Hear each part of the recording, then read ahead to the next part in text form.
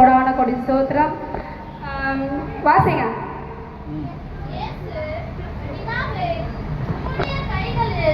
என் நாவை ஒப்புவிக்கிறேன் என்று மகா சத்தமாய் கூப்பிட்டு சொன்னார். இப்படி சொல்லி ஜீவனை விட்டார். எப்படி சொன்னாரா? மகா சத்தமா சொன்னாராம். இப்போ நம்மளால இப்போ நம்ம காஃபி டீ எதுவும் குடிக்காம நம்ம பலவீனமா இருக்கிறோம். நம்ம பலவீனமா இருக்கிறோம், மாம்சத்துல இருக்கிறோம். ஆனா ஆவியில இருக்கும்போது என்ன சொல்வோம்? சொல்லுங்க, அல்லேலூயா சொல்லுங்க, ஸ்தோத்திரம் சொல்லுங்க. கை தட்டுங்க பார்க்கலாம். எல்லாம் கை தட்டுங்க. நீங்க கை தட்டாதான் பேசுறவங்களுக்கு உற்சாகம் வரும், பேச தோணும், தூங்க மாட்டாங்க.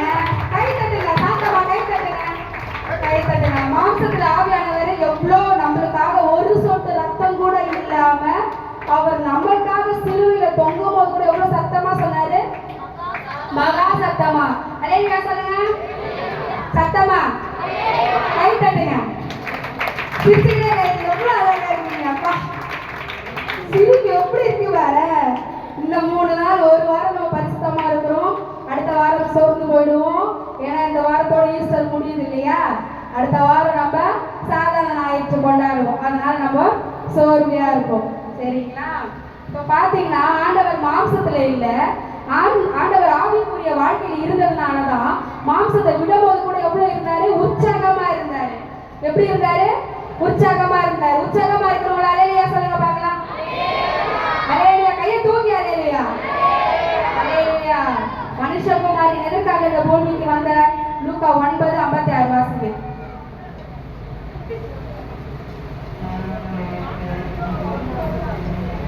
மனுஷகுமாரன் மனுஷனுடைய ஜீவனை அழிப்பதற்கல்ல, ரட்சிப்பதற்கே வந்தார். எதற்காக வந்தார்? சொல்லுங்க சிஸ்டர். ரட்சிப்பதற்காக வந்தார். அவர் வந்த வேலையை அவர் முடிச்சாரா? ஒழுங்கா முடிச்சாரா? முடிச்சாரா? சூப்பரா முடிச்சாரா? அவர் கடமையை அவர் செஞ்சாரா? இன்னைக்கு நம்ம கூட நம்ம பிள்ளைங்களை வளர்க்கும் போது எவ்வளவு கவனமா வளர்ப்போம். இந்த பிள்ளை இந்த தப்பான வழியில போயிடக்கூடாது, என் பிள்ளை தினமும் எழுந்து சாப்பிடணும், என் பிள்ளை தினமும் இருக்கணும், என் பிள்ளை யாரையும் குறை போடக்கூடாது. நம்ம மாம்சத்தை நம்ம யோசிப்போமா இல்லையா? நம்ம தாய்மார்களாகி நம்ம முதல்ல யோசிப்போம். நமக்குரிய பிள்ளைய குறித்து நம்ம எவ்வளவு வருத்தப்படுவோம். நம்மளுக்கு ஒரு பிள்ளை இருந்தா கூட, 10 பிள்ளை இருந்தா கூட எல்லா பிள்ளைங்களும் நமக்கு கவனம் இருக்கும். ஆனா ஆண்டவராக இயேசு கிறிஸ்து சொல்றாரு, இன்று உங்களையும் என்னையும் பார்த்து சொல்றாரு, நான் எதற்காக வந்தேன்? அந்த வேலையை நான் செஞ்சுட்டேன்னா இயேசு உங்களை பார்த்து கேட்கிறார். நீங்க சொல்லுங்க, அவர் வந்தாரா? அவர் வேலை கரெக்டா செஞ்சு முடிச்சாரா? முடிச்சாரா? சொல்லுங்க சிஸ்டர், செஞ்சு முடிச்சாரா? உற்சாகமா இருங்க, ஆவியில உற்சாகமா இருங்க, மாம்சத்துல இருக்காதீங்க. இல்ல நம்ம பலவீனமா இருக்கோமா? இல்ல இல்ல, ஆண்டவர் நம்மளுக்கு இந்த நாள்ல ஜீவனை கொடுத்து, எத்தனையோ பேர் இந்த நாள்ல ஜீவன் இல்லாமல் மறுத்து போயிருக்கிறாங்க. ஆனா ஆண்டவர் உங்களையும் என்னை இந்த நாள், இந்த நிமிஷம் வரைக்கும் நிறுத்தி வைத்திருக்கிற அவர் கிருபைக்கு நம்ம நன்றி சொல்லுவோம். அவர் கூட நம்ம உற்சாகத்தோடு உறவாடுவோம். இப்ப நீங்களும் நானும் பேசும்போது உற்சாகமா பேசுறேன். இப்ப நான் பேசல, எனக்குள்ள ஆவியானவர் தான் பேசுறாரு. நான் என்னை மறைச்சு ஏசப்பா நீங்க வெளிப்படுங்க தான் நான் கேட்டேன். நான் என் சுயத்துல எதுவுமே பேசக்கூடாது. எனக்கு எல்லாருமே இங்க இருக்கிறவங்க எல்லாருமே எனக்கு பிடிக்கும். யாரும் எனக்கு பிடிக்காதுன்னு சொல்ல, எல்லாருமே பிடிக்கும். எல்லா சிஸ்டரையும் எனக்கு பிடிக்கும், எல்லா சிஸ்டருக்கும் என்னையும் பிடிக்கும். யாரும் விரோதிக்காரங்க. நம்ம சபையில வந்திருக்கிறோம், ஆண்டவருடைய இடத்துக்கு வந்திருக்கிறோம். ஒருத்தர் விரோதத்தை பாராட்டக்கூடாது. ஆண்டவர் ஃபர்ஸ்ட் என்ன சொன்னாரு? ஃபர்ஸ்ட் இவங்களுக்கு மன்னியும். ஃபர்ஸ்ட் சொன்ன வார்த்தை இவங்களுக்கு மன்னியும். ஏன்னா ஆண்டவருக்கு தெரியும் இவங்களுக்கு என்ன செய்யுதுன்னு தெரியாம இவங்க செய்யறாங்க, அதனால இவங்களுக்கு மன்னியும். கடைசி வார்த்தை என்ன சொல்றது? இதேதான், பிதாவை முன்வைக்கிறார். கடைசி வார்த்தையும் இதுதான், முதல் வார்த்தையும் இதுதான். அவர் கூப்பிடுற ஆண்டவராகிய இயேசு கிறிஸ்து கூப்பிடுறார், பிதாவை முன்வைக்கிறார். நம்மளும் ஆவிக்குரிய வாழ்க்கையில நம்ம எது பண்ணாலும் எது பேசினாலும் பிதாவாகிய இயேசு கிறிஸ்துவை முன்னாடி நிறுத்தி நம்ம அவர் கூட வரும்பொழுது ஆவியானவர் நமக்குள்ள பலப்படுவார். சரிங்களா? இப்ப வார்த்தைக்குள்ளாக போவோம். அவர் நம்ம கைகள் ஆவியை ஒப்புவிக்கிறார். அவருடைய வேலையை அவர் சரியா செஞ்சான்னு நம்ம நினைக்கிறோம் இல்லையா? அவரும் கண்டிப்பா சரியா செஞ்சிருப்பார். அவர் எப்படிப்பட்ட பரிசுத்தமாய் தன்னுடைய ஆவியை பிதாவிடத்துல ஒப்புவித்தார் என்று பார்க்கும்போது பழுதற்ற பலியாய் நம்மை ஒப்புவித்தார். முதல். இரண்டாவது எபிரேயர் 9:14. இரண்டாவது பரிசுத்தமாய் தம்மை ஒப்பு கொடுத்தார். எபேசியர் 5:27. மூணாவது யோவான் 10:18 பாதுகாப்பாய் தம்மை ஒப்பு கொடுத்தார். இப்படிப்பட்ட வாழ்க்கையை நம்ம கடவுளுக்கு ஒப்பு கொடுக்கிறோமா? ஞாயிற்றுக்கிழமை திருவிருந்து எடுக்கிறோம், ஒவ்வொரு ஞாயிற்றுக்கிழமை நம்ம கலந்து கொள்ளுகிறோம். நம்ம வாழ்க்கை எப்படிப்பட்ட வாழ்க்கையா இருக்கிறது? பரிசுத்தமான வாழ்க்கையா இருக்கிறதா? அவர் நமக்கு கொடுத்த பரிசுத்த வாழ்க்கையை நம்ம பரிசுத்தமா வாழ்றோமா? கொஞ்சம் யோசிச்சு பண்ணி பாருங்க. இருக்குதா? நம்ம பரிசுத்தமா வாழ்ந்தோம்னா மனுஷனுக்கு முன்பாக ஒண்ணுமே கிடையாதுங்க. மனுஷால் ஒண்ணுமே பிரயோஜனமே கிடையாதுங்க. கேலி கிண்டல் பண்ணுவாங்க. ஆண்டவருக்கு பிடிக்காத வார்த்தை என்னமா அவங்க பின்னாடி போய் புறம்போது காட்டி அவங்க கிட்ட பேசக்கூடாது, அவங்கள பத்தி பேசக்கூடாது. ஏன்னா அவர் எப்படி உண்மை உள்ளவராக இருக்காங்கயோ அதே மாதிரி நம்மளும் உண்மை உள்ளவராக இருக்கும்படியாக கர்த்தர் அழைத்திருக்கிறார். நம்மளை இந்த நாள் உங்களை என்ன ஏசப்பா அழைத்திருக்கிறாருன்னா ஒரு கிருபையோ ஒரு சித்தம் இல்லாம இருக்கவே முடியாது. இந்த நாள்ல வந்து இந்த இடத்துல உட்காரணும், என் பிள்ளை இந்த தேவ செய்தியை கேட்கணும், என் மகன் இந்த தேவ செய்தியை கொடுக்கணும்னு சொல்லிட்டு அவர் சித்தம் வைத்திருக்கிறார். அந்த சித்தத்தின் இப்படி நடக்கும். சரிங்களா? மனுஷகுமாரன் எதற்காக வந்தாருன்னு பாக்குறீங்களா? 9:56 அவரு முதல் வார்த்தையும் பிதா, கடைசி வார்த்தையும் பிதா, எல்லா இடத்துலயும் பிதாவை வைக்கிறாருங்க. அவர் எவ்வளவு உபதேசம் பண்ணியிருக்கிறாரு நம்ம கிட்ட, எவ்வளோ எப்படி சொல்ற டெமோ கொடுத்துருக்கிறார். டெமோனா உபதேசம், உபதேசங்களை நம்மளுக்கு சொல்லியிருக்கிறார். நம்ம சொல்லியிருக்கும் போது நம்ம கேட்டுருக்கோம். எல்லாத்தையும் ஒரு ஓமியா தான் சொல்வார், எல்லாத்தையும் வந்து நம்மளுக்கு தெரியற மாதிரி நம்மளுக்கு புரியுற மாதிரி தான் சொல்வார் ஏசப்பா. எடுத்த உடனே அவருக்கு புரிஞ்சது மாதிரி நம்மளுக்கு எப்படி புரியுமோ அத்தி மரத்தை பார்த்து சொன்னாரு. நிறைய அவர் பசியா இருக்கும் போது நிறைய ஓமைகள், நிறைய அவர் கோபமா இருக்கும் போது ஓமைகள் நிறைய வந்திருக்குது. அவர் சொல்லும் போது பார்த்தீங்கன்னா ஒவ்வொரு வார்த்தையும் நம்மளுக்கு எப்படின்னா ஓமையா சொல்வார், நம்மளுக்கு புரியுற மாதிரி. என் பிள்ளைக்கு தெரியும், அவர் தான் படிச்சா நம்மள, என் பிள்ளைக்கு இப்படி சொன்னாதான் இப்படி போகும்னு சொல்லிட்டு அவருக்கு தெரியும். அதனால ஒரு ஓமையை முன்னாடி வச்சு நம்மளுக்கு சொல்லியிருக்கிறார் கர்த்தருக்கு. சரிங்களா? அவரு சரி ஏன் எல்லா 33 வருஷம் நம்ம கூட வாழ்ந்தார் ஆண்டவர். 33 வருஷமும் எல்லா விஷயங்களும் பேசியிருப்பார். இந்த 7 வார்த்தைகளும் ஆண்டவர் நம்ம கூட பகிர்ந்துருப்பாரு. 33 வருஷத்துல கடைசி அந்த மரண தருவாயில எதுக்கு நம்ம கூட அவர் பகிர்ந்துக்கணும் சொல்லுங்க? கடைசி மரண தருவாயில எதுக்கு பகிர்ந்துக்கணும்? ஸ்ட்ரிக்டா உட்காந்துருக்கீங்க எல்லாரும், சிரிங்க, ரிலாக்ஸா இருங்க, பேசுங்க.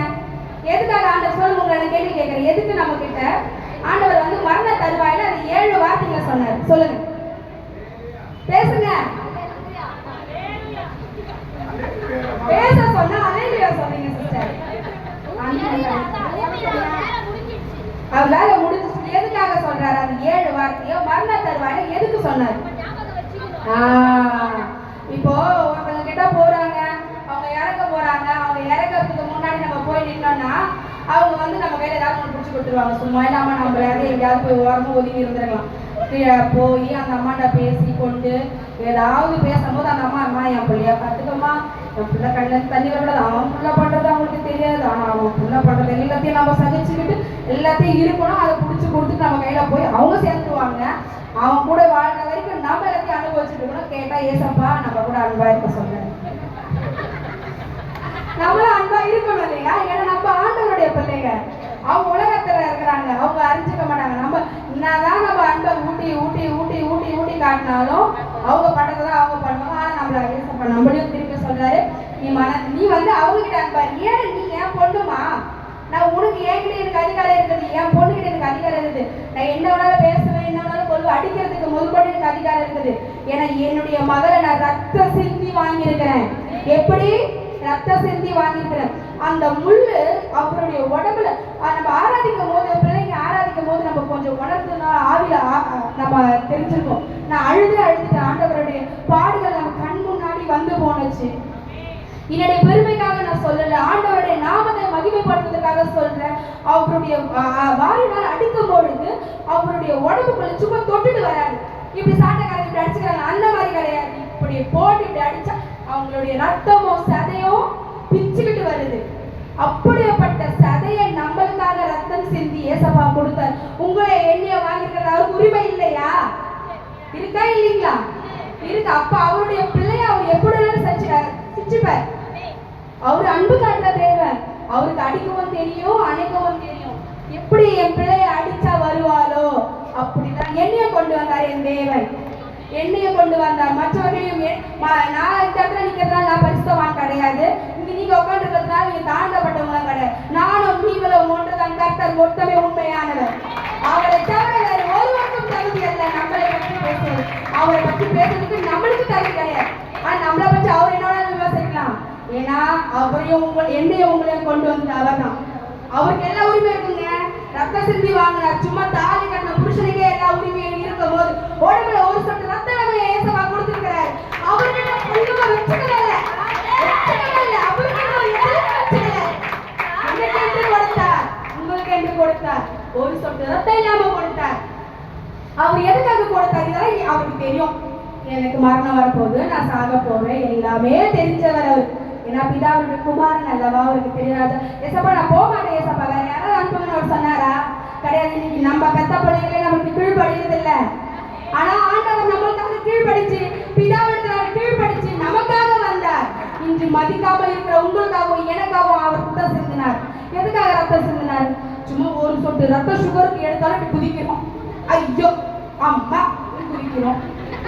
குதிக்கிறோமா இல்லையா? நான் குதிப்பேன், ஏன்னா நான் ஊசி போட்டாலே தாங்க குதிக்கிறோம். ஆனா ஒரு சொட்டு ரத்தம் கூட எப்படி நினைச்சு பாருங்க. தாய்மார்களே, சகோதரர்களை நினைச்சு பாருங்க. ஆண்டவரே சபான்னு பேசு. ஆனா அவருக்காக பாத்தீங்கன்னா ஒரு சொட்டு ரத்தம் கூட நம்மளுக்காக வச்சுக்கல. நமக்காக ஏசப்பா உங்களுக்காக ரத்தம் வச்சுக்காம எங்களுக்காக நீங்க செலவழிச்சீங்க. நீங்க ரத்த குழந்தைகளை வாங்கிருக்கீங்க ஏசப்பா. அதுக்கு நாங்கள் தகுதி உள்ளவர்களாக எங்களை மாற்றீங்க ஏசப்பா. ஏசப்பா எதுக்கு ஏசப்பா எங்களுக்கு இந்த 7 வார்த்தைகள்? ஏசப்பா என் மகள் தினமும் வேலைக்கு போற மகளா இருக்கலாம், தினமும் எவ்வளவு பிரயாசம் நம்மளுக்குள்ள இருக்குது. என்னுடைய மகளால இந்த பைபிள் எல்லாத்தையும் கரைச்சு குடிக்க முடியாது, யாராலும் முடியாது, எப்படிப்பட்ட போதகராலும் முடியாது. ஏதாவது ஒரு வசனத்துல நம்ம கீழே விழுவோம். ஆனா இந்த 7 வார்த்தை நம்ம ஞாபகம் வச்சுக்கோமே. நம்ம மன்னிச்சோமா, ஒருத்தர் கீழ்படிச்சோமா, தாய் தகப்பன் கீழ்படிச்சோமா, பெற்றவங்களுக்கு கனம் பண்ணோமா, நம்ம மற்றவங்களுக்கு பைபிளை பத்தி காலத்தை சொன்னோமா, எல்லாத்தையும் கரெக்டாக முடிச்சோமா. இப்போ நம்ம காலேஜில் படிக்கும் போது ரெக்கார்ட்ல கம்ப்ளீட் பண்ணுவோம். கம்ப்ளீட் பண்ணாதான் முடிஞ்சதுன்னு சொன்னாதான் அந்த பிள்ளை உள்ள போய் அடுத்த வேலையை பார்க்க முடியும். முடிச்சது முடியல, இன்கம்ப்ளீட் சொன்னா வெளியே போ, தாய் தகப்பட்டு மெசேஜ் போகும், வெளியே போ, உங்க பிள்ளை இன்னைக்கு உங்க ஹோம்ஒர்க் முடிக்கல, ரெக்கார்ட் கம்ப்ளீட் பண்ணல, உங்க அதே மாதிரி ஆண்டவர் சொல்றாரு முடிஞ்சதுன்னு சொன்னாதான் நீ பரலோகத்துக்கு போக முடியும். முடியலன்னு சொன்னா இங்கேயே தான் உட்காந்துருக்க முடியும். ஏன்னா ஆண்டவர் வருகை சமீபம், ஆண்டவர் வருகை சமீபம். நீங்க நானும் முகத்தை பார்க்கறது ஒரு பிரயோஜனமும் இல்லை. முழங்கால் படிக்கிட்டு அவர்கிட்ட கேட்கணுங்க. ஏசப்பா இன்னைக்கு உங்களிடத்துல நான் இந்த 7 வார்த்தைக்கு கீழ்படிச்சேனா, நீங்க எனக்காக வாங்கிட்டீங்க ஏசப்பா. ஏன்னா நீங்க வாங்கிட்டீங்க, ரத்தம் கொடுத்து நீங்க என்ன வாங்கிட்டீங்க.